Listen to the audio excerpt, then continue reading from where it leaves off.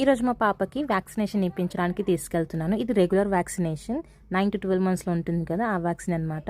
So మా పాప 11 months start అయింది కదా అని చెప్పి ఇది బెస్ట్ టైం అని చెప్పి వ్యాక్సిన్ ఇప్పించడానికి తీసుకెళ్తున్నా. అండ్ నేను అన్ని గవర్నమెంట్ వ్యాక్సిన్స్ ఇప్పించాను ఇప్పటి వరకు.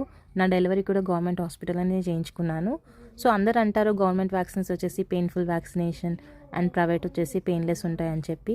ఏమో నాకైతే రిస్క్ తీసుకోవాలనిపించలేదు. సో అందుకే నేను గవర్నమెంట్ వ్యాక్సిన్స్ ఇప్పించాను.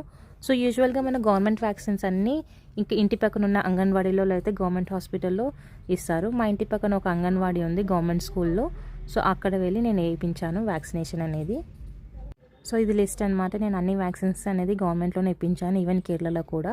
సో ప్రొసీజర్ మొత్తం అంతా స్మూత్గానే అయిపోయింది. పాప చాలా ఏడ్చింది ఇప్పించేటప్పుడు.